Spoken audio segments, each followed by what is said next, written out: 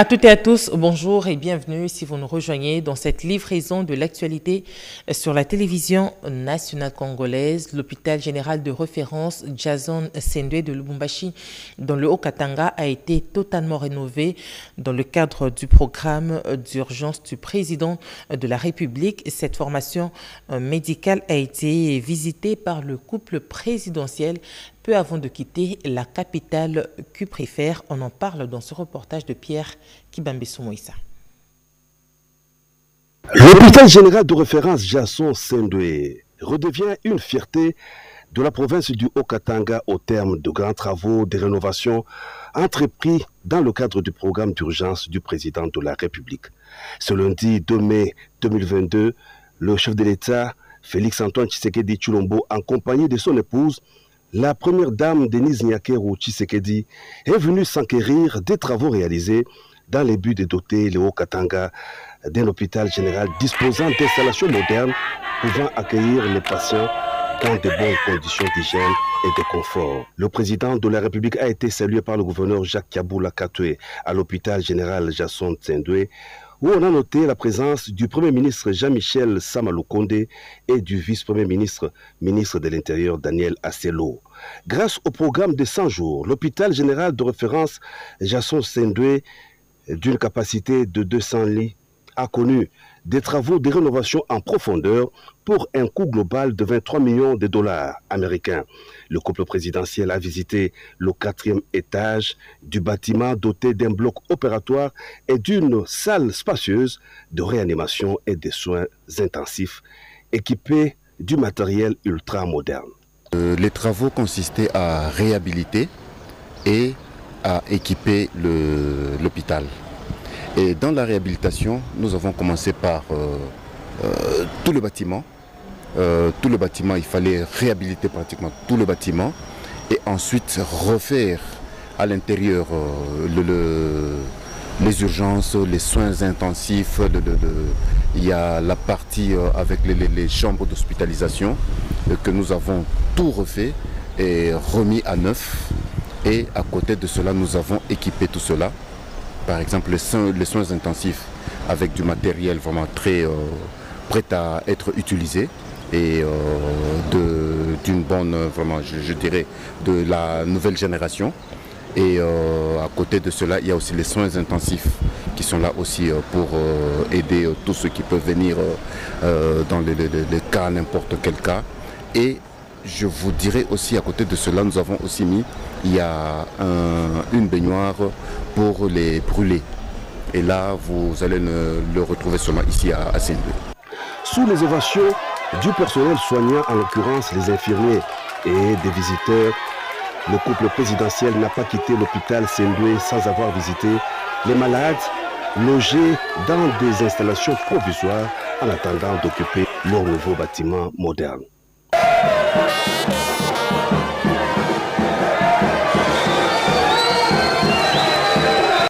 Un autre chantier ouvert à Lubumbashi par le président de la République Félix-Antoine Tshisekedi Tshilombo et dont les travaux s'exécutent à pas de géant, c'est celui du nouveau bâtiment de l'Assemblée provinciale du Haut-Katanga en construction.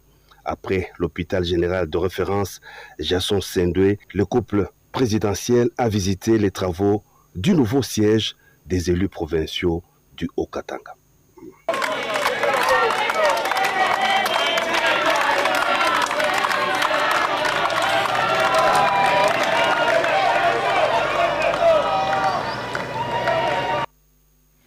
Vous le savez, hier, mardi 3 mai, le monde a célébré la journée internationale de la liberté et de la presse. Et ici, à Kinshasa, l'UNPC, le GED et le SENSA ont organisé une journée de réflexion à laquelle a pris part plusieurs partenaires et le ministre de la Communication et Médias, représentant personnel du Premier ministre, a rappelé la volonté du président de la République pour une presse libre et démocratique. On en parle dans ce reportage. Le thème du journalisme sous l'emprise du numérique, la journée internationale de la liberté de la presse a été célébrée d'une manière faste en présence de quelques personnalités ainsi que ces chevaliers de la plume, du micro et de la caméra. Dans le monde entier, les médias restent pluriels et indépendants. tout en rappelant le travail abattu avant, pendant et après les états généraux de la communication et médias, ainsi que la présence du chef de l'État, Félix Tshisekedi, dans la réussite de ces grands rendez-vous. Le ministre de la communication et médias a également parlé du combat du chef de l'État pour une presse libre. Comme vous avez pu le constater, depuis mon arrivée à la tête de ce ministère, la volonté politique de promouvoir une presse de qualité, une presse forte et digne, est portée au plus haut niveau par le président de la République, chef de l'État, qu'il a démontré à l'occasion de sa double participation à nos États généraux. Le porte-parole du gouvernement a également rappelé aux journalistes de jouer leur partition dans cette marche vers une autre presse congolaise. La presse en soi, c'est d'abord toute une grande fonction. J'appelle ici les journalistes, notamment de Kinshasa, à observer le règlement de notre profession. Et d'une autre part, des lois de la République que nous devons respecter, parce que n'oubliez pas qu'au-delà du fait d'être journaliste, nous sommes des citoyens congolais à part entière.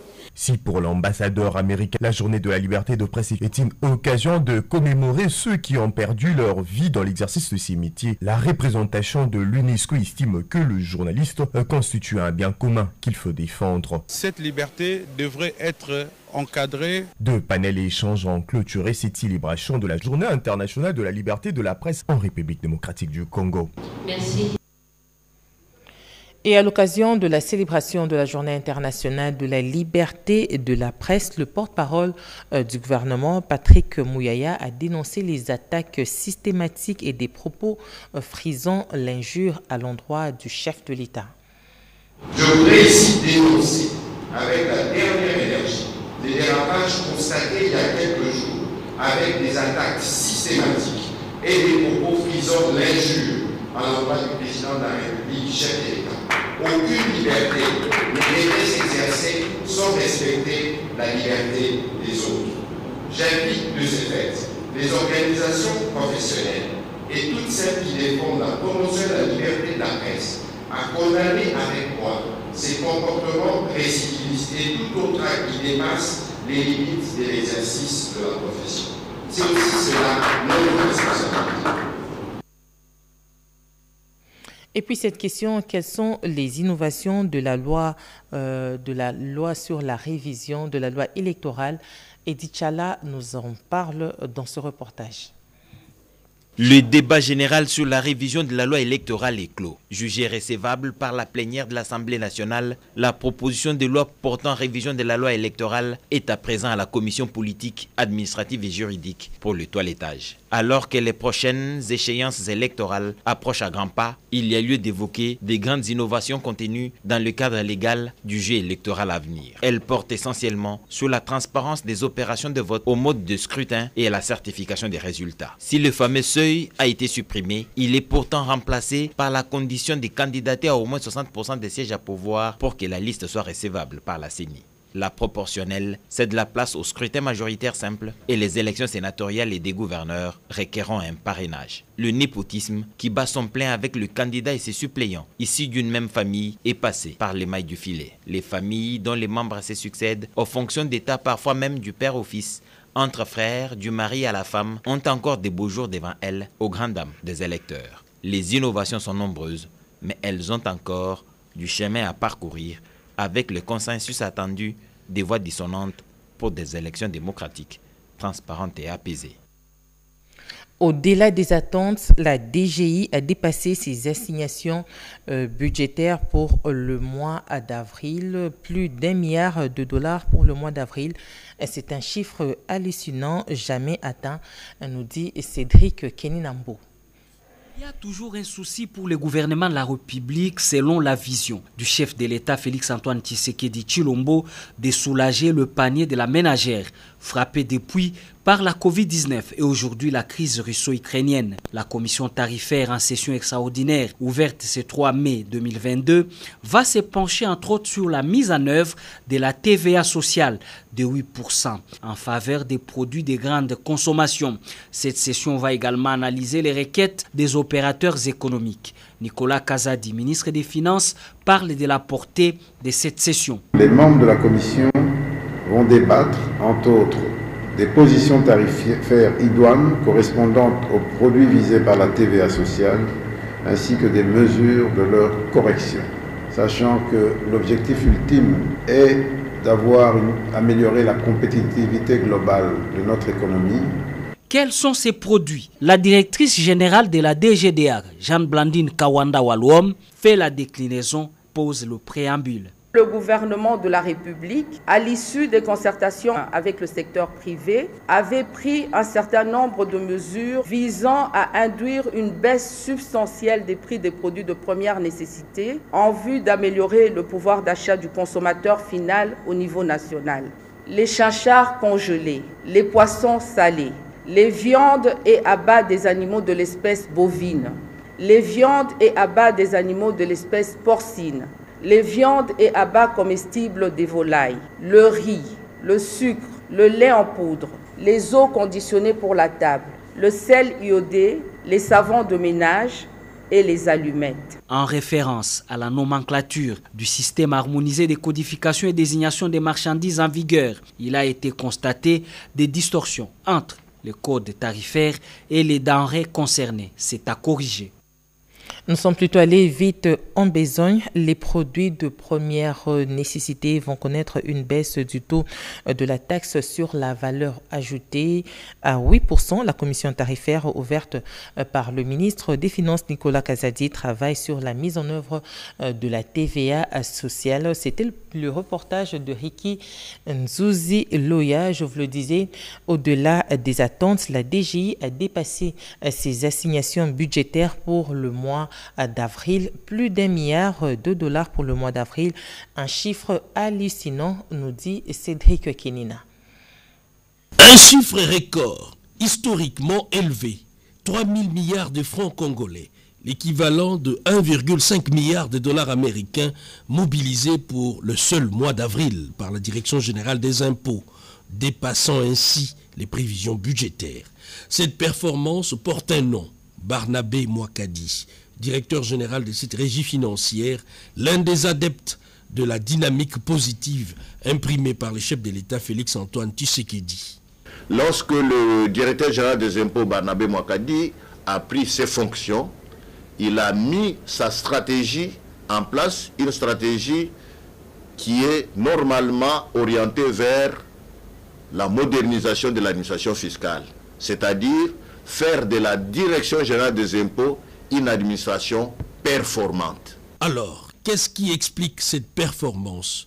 Les chefs des divisions communication et documentation, Jean Mouteba Kassendoué, évoquent les plans stratégiques de l'équipe dirigeante de la DGI. Lorsque j'insiste en disant que la vision ou le plan d'action de la haute direction repose sur la modernisation de l'administration fiscale, c'est-à-dire c'est une administration fiscale qui travaille toujours en direction de l'accroissement des recettes, et pour y arriver, on ne va pas augmenter les taux des impositions, mais pour y arriver, il faut travailler en direction de l'élargissement de l'assiette fiscale. Ces chiffres étonnants du mois d'avril représentent en somme les triples des recettes réalisées l'année dernière à la même période. Et puis, le président de la CENI a animé un cadre de concertation. C'était hier, mardi 3 avril. Au cours de cette rencontre, Denis Kadima s'est livré à un exercice de questions-réponses autour des questions électorales de l'heure. Aux dernières heures de son séjour dans la ville de Guadolite et dans la province du Nord-Ubangi, le président de la Commission électorale nationale indépendante a réuni autour de lui les parties prenantes et toutes les couches sociales de la population. Soucieux de se faire accompagner et les faire participer tous au processus électoral, Denis Kadima Kazadi a échangé avec eux pour éclairer la lanterne de la population de ce coin du territoire au cours du cadre de concertation qui a été organisé en présence des autorités politico-militaires, notamment le gouverneur de la province, les membres du bureau de l'Assemblée provinciale, les députés provinciaux, le maire de la ville également, les autorités ecclésiastiques et les représentants de la société civile, des partis politiques et autres organisations non gouvernementales. D'entrée de jeu, le numéro 1 de la centrale électorale a exprimé ses vifs remerciements à l'Assemblée et circonscrit les contours de l'activité du jour, peu avant de dresser l'état de lieu du processus électoral depuis l'installation du bureau jusqu'aux opérations en cours,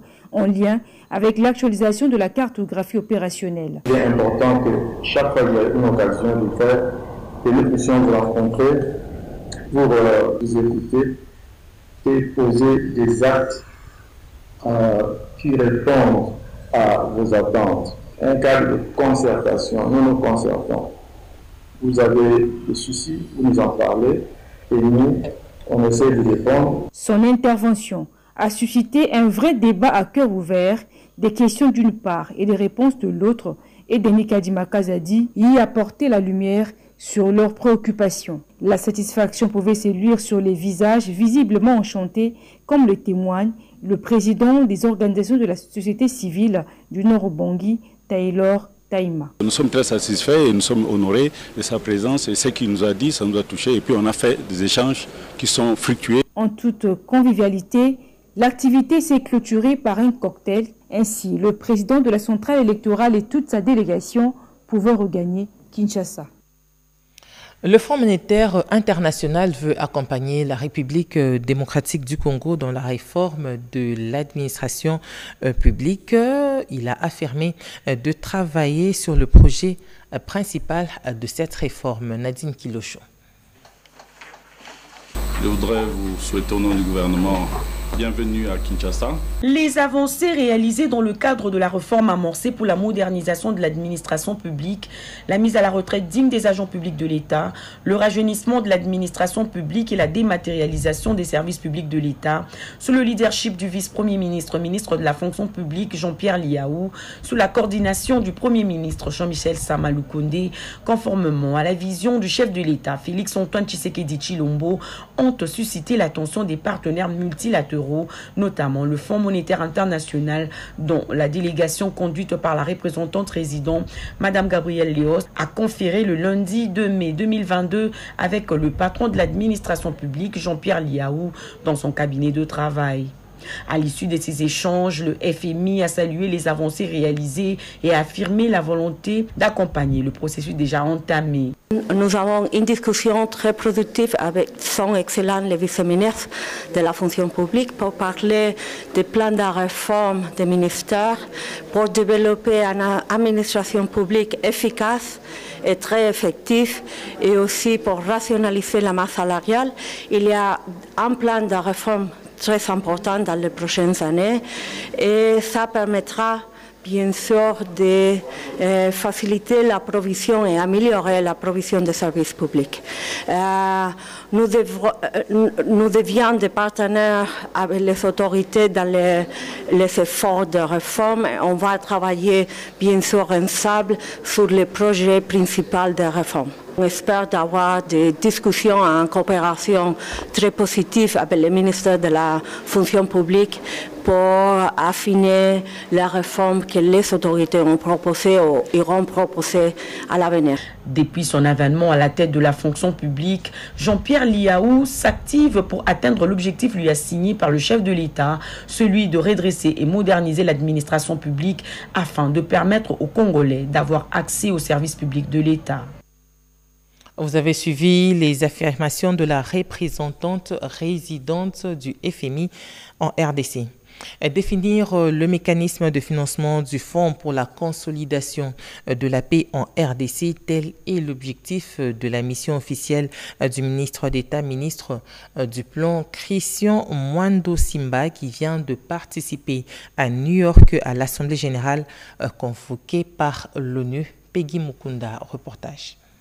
Après sa brillante intervention à New York du haut de la tribune des Nations Unies, le ministre d'État et ministre du Plan, Christian Mwando Simba, est de retour au pays.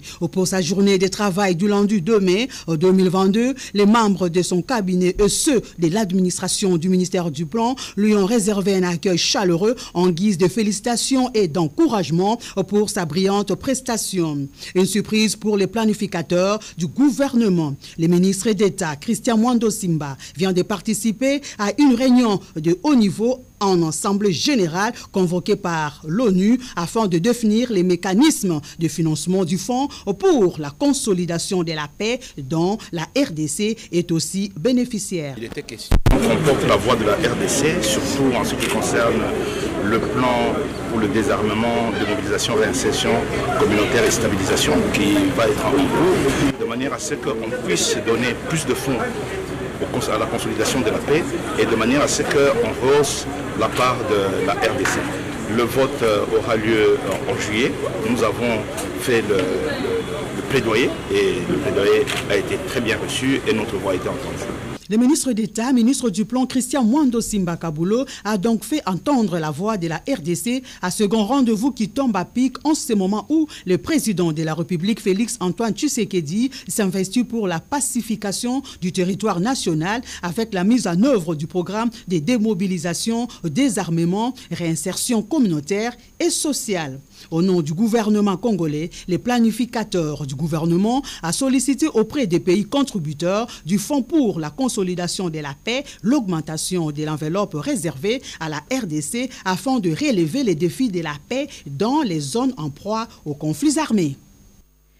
Traçabilité et consolidation des produits Made in Congo, 2 points abordés au cours de l'entretien qu'a eu le ministre du Numérique et le directeur général intérimaire de CEAC.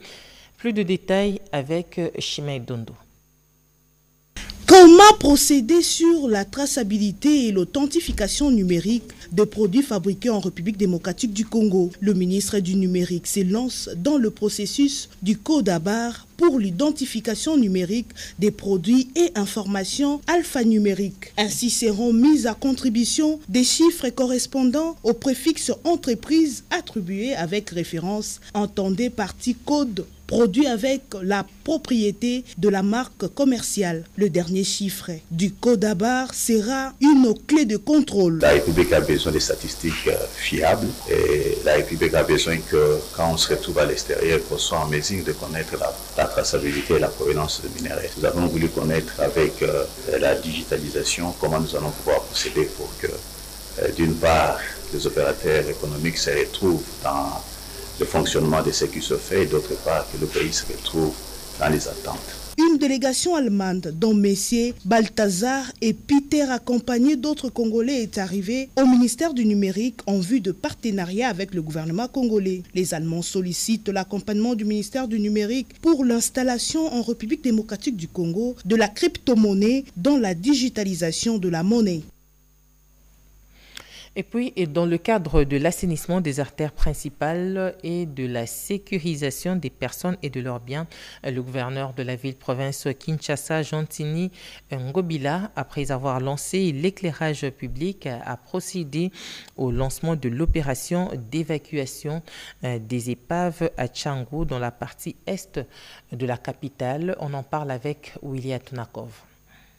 Le gouverneur de la ville de Kinshasa, Gentini Ngobila Mbaka, est plus que déterminé à rendre Kinshasa propre et à établir l'ordre sur les places publiques. Lundi 2 mai 2022, le premier citoyen de Kinshasa est descendu dans la commune de Massina pour suivre de près la mise en application de sa recommandation du 17 février 2022 auprès des bourgmestres et commandants des districts sur l'évacuation des épaves des véhicules et des vendeurs le long de la grande artère de la capitale. Du marché hindou jusqu'à Liberté, plus de 5 km de marche effectuée par le gouverneur de la ville de Kinshasa qui a fait un constat amer. Sur place, le numéro 1 de Kinshasa a eu à évacuer des véhicules abandonnés le long du boulevard Lumumba du côté de Massina pour les amener directement à la fourrière à la hauteur de la place échangeur des Limété. Pendant l'opération, les services de Kinshasa Bopeto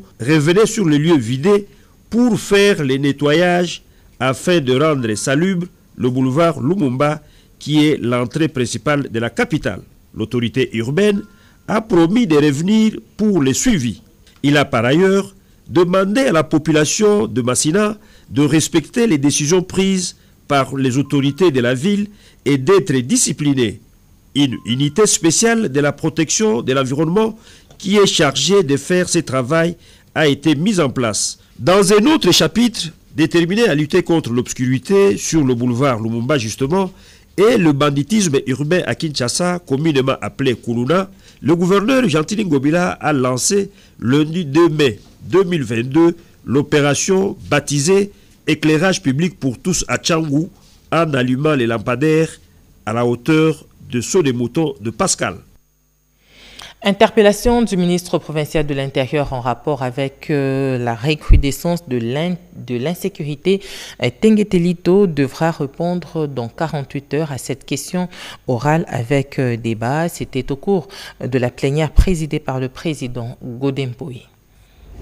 Présidée par l'honorable président Godem Poi Kadima, la plénière de l'Assemblée provinciale de Kinshasa a été consacrée à l'interpellation de Didier Tengetelito, ministre provincial en charge de l'Intérieur et Sécurité, par l'honorable Arma Ifukieto, auteur de la dite interpellation relative à la recrudescence de l'insécurité dans la ville-province de Kinshasa. Les élus provinciaux de Kinshasa se sont succédés tour à tour au perchoir de cet organe délibérant pour présenter leurs doléances relatives au secteur sécuritaire de Kinshasa. L'honorable Sami Kalonji, président de la commission PAG à l'APK, nous en donne la substance. La question orale avec débat adressée au ministre de l'Intérieur et Sécurité par notre collègue Armand, c'était une question très cruciale, une question très pertinente, parce que la ville de Kinshasa s'inquiète, les Kinois se demandent pourquoi nous sommes abandonnés. La population était presque abandonnée. Et nombreux disent que les députés provinciaux de la ville de Kinshasa ne font absolument rien. Raison pour laquelle aujourd'hui, nous avons posé plusieurs questions qui dérangent la population quinoise et nous attendons que les ministres de l'Intérieur et Sécurité de la ville de Kinshasa puissent revenir dans 48 heures pour répondre à toutes nos préoccupations. Et ce sont les préoccupations qui concernent plus la population quinoise. Le ministre Didier Tengetelito devra revenir 48 heures après répondre aux préoccupations des élus provinciaux de Kinshasa. Et dans la province du Kwilu, les éléments de la police nationale congolaise viennent de saisir un important lot de vivres frais impropres à la consommation. Les auteurs de cet acte qui met en danger la vie de la population sont entre les mains du commissariat d'Idiofa et du parquet qui a ordonné l'incinération de ces vivres avariés. On en parle avec Nicole Sesepluka. La police nationale congolaise, commissariat d'Idiofa, a incinéré un important lot de poissons chinchard, communément appelé mpiodi, vendus tard la nuit à la population. Les vendeuses ont été surprises par les éléments de l'ordre. Selon les témoignages des infortunés, cette opération a bénéficié de la complicité d'un avocat. Ce dernier a été interpellé par la police nationale. Le colonel Mungila déplore ces comportements malheureux et invite la population à la franche collaboration avec la police nationale congolaise. Un bon nombre de gens comprennent l'essence de notre action, mais ce qui est vrai, il est tout à fait normal pour ceux qui achètent, qui se lancent dans cette sale besogne. Ils ne seront pas contents de nous. Mais nous demandons à la population de nous aider en dénonçant, en se refusant aussi d'acheter des produits impropres, parce que ça va décourager même les vendeurs à mettre sur le marché ce genre de produits qui ne sont pas de bonne qualité. Et nous n'allons pas inventer des choses. Les lois existent déjà. Nous allons mettre en application toutes les dispositions légales à notre portée pour protéger les hommes, les femmes, les jeunes, disons en gros, la population avec leurs biens. Un mot de la fin, je vous remercie d'avoir été dès le début de l'événement jusqu'à l'incinération de ce que nous avions eu arrêté. Je félicite humblement la RTNC. La chambre froide qui s'est livrée à la vente de ces poissons impropres à la consommation appartient aux établissements d'envol dont le camion transportant ces vivres frais s'était renversé vers le pont Kwango, ce qui a endommagé le bon conditionnement de ces vivres frais. Nous allons terminer avec un élément sur la santé, lancement officiel du pouvoir choisir sur la santé sexuelle et reproductive des jeunes adolescents, femmes et des personnes vivant avec handicap. C'est le ministre de la Santé publique qui a présidé cette cérémonie en présence de sa collègue en charge de personnes vivant avec handicap. La RDC bénéficie d'un programme Pouvoir choisir, axé sur la santé sexuelle et reproductive, l'hygiène sanitaire et prévention, ainsi que le genre et plaidoyer. Un programme financé par le Canada et qui sera exécuté par Oxfam RDC pour une durée de 6 ans dans la province de l'Équateur. C'est un projet qui s'insère vraiment en droite ligne dans les priorités du Canada. L'égalité des genres et le renforcement du pouvoir des femmes et des filles est la meilleure façon de bâtir un monde plus sûr, plus inclusif et plus prospère. Ces projets qui vient en appui à l'action gouvernementale dans la couverture sanitaire a été lancé par le ministre de la Santé publique, Hygiène et Prévention. Le projet Pouvoir choisir vient ainsi renforcer et aider à accélérer la facilitation de l'accessibilité de cette couche de notre population vulnérable aux services humanisés et surtout donner le choix par la bonne information en prohibant toute stigmatisation. La ministre déléguée en charge des personnes vivant avec handicap a salué et réaffirmé sa disponibilité dans l'exécution de ce projet qui inscrit les personnes en situation de handicap. La réalité des activités du présent programme qui vise l'accès des personnes vulnérables dont les personnes avec handicap dans les services sociaux de base tels que l'éducation, la santé, vient renforcer les efforts du gouvernement pour l'inclusion sociale des catégories marginalisées, dont celles des personnes avec handicap. Le programme Pouvoir choisir sera implémenté dans 7 pays, dont 2 pays africains, la RDC et le Ghana. Et c'est parti que nous mettons un terme à ce journal, un journal réalisé par Pécho Moubenga Yakasongo, Patrick Bapuila et Yannick Yangumba. Madame, monsieur, nous vous disons merci de nous avoir suivis. L'actualité continue sur nos antennes en français et dans les 4 langues nationales. 13h30, Bobo Anan Mokondi. Au revoir et à la prochaine.